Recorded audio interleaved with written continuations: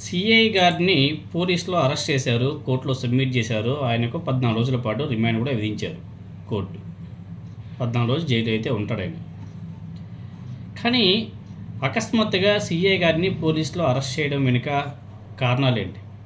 CI Nagaraju పోలీసులకి దొరకడం ఏంటి?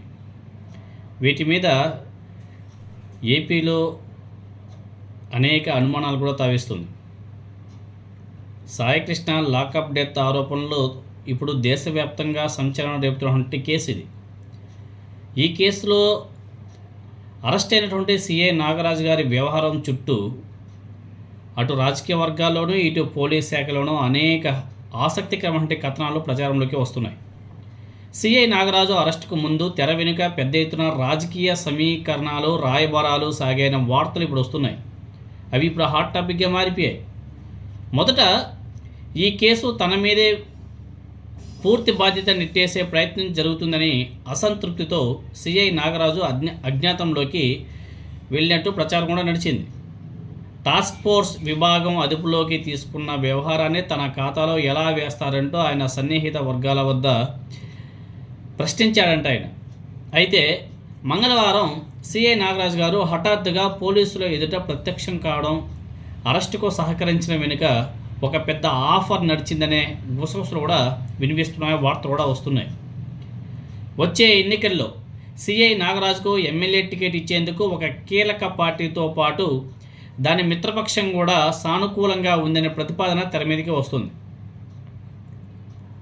ఎన్నికల ఖర్చును కూడా ఒక ప్రధాన అధికార పార్టీ నేతలే చూసుకుంటారనే భరోసా కూడా లభించిందన్న గుసగుసలు కూడా వినబడుతున్నాయి. ప్రస్తుతం అరెస్ట్ అయినప్పటికీ త్వరలోనే బెయిల్ వచ్చేలా చూసి కేసును చట్టపరంగానే లూప్ హోల్స్తో నీరుగార్చేందుకు తెర వెనుక పూర్తి హామీ కూడా లభించిందనే ప్రచారం కూడా నడుస్తుంది. దానిలో భాగంగానే సిఐ గారు పోలీసులు ఎదుట లొంగిపోవడం, పోలీసులకు సహకరించడం లాంటివి జరిగాయి. ఈ వ్యవహారంలో అత్యంత కీలకమైన అంశం ఏమిటంటే, అజ్ఞాతంలో ఉన్నటువంటి సిఐ నాగరాజును ఒప్పించడానికి ఒక రిటైర్డ్ డీజీపీ రంగంలోకి దిగినాడంట. గతంలో కీలక బాధ్యతలు నిర్వహించేటువంటి సదరు ఉన్నతాధికారికి సిఐ నాగరాజు గారితో ఉన్నటువంటి పాత పరిచయాలు కావచ్చు, బంధుత్వాల నేపథ్యంలోనే ఈ సంప్రదింపుల బాధ్యతను పెద్దలు ఆ మాజీ డీజీపీ గారికి అప్పగించారనే టాక్ కూడా నడుస్తుంది. ఈ వ్యవహారానికి మూల కారణమైనటువంటి అంశాలు ఒకసారి పరిశీలన చేస్తే భూ కుంభకోణాలు, ఆర్థిక లావాదేవీలంట.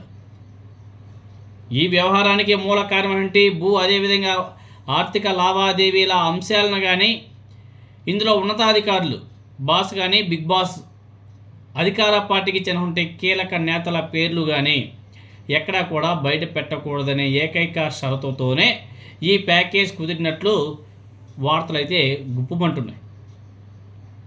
మరోవైపు సిఐ నాగరాజు గారికి స్థానికంగా సామాజిక వర్గాల పరంగా ఉన్నటువంటి పట్టును ఉపయోగించుకొని ఈ వ్యవహారానికి ప్రజా మద్దతు ఉందనే రంగు పులిమేందుకు కొంతమంది ప్రయత్నిస్తున్నారనే విమర్శ కూడా గట్టిగా వినబడుతుంది. సో ఇందులో భాగంగానే కొంతమంది స్థానిక శ్రేణులు ఆందోళన బాట పట్టడం మనందరం కూడా చూసాం. ఆ వీడియోస్ అనేవి కూడా రావడం, ఇప్పుడు అవి కూడా విమర్శకు దారితీస్తున్నాయి.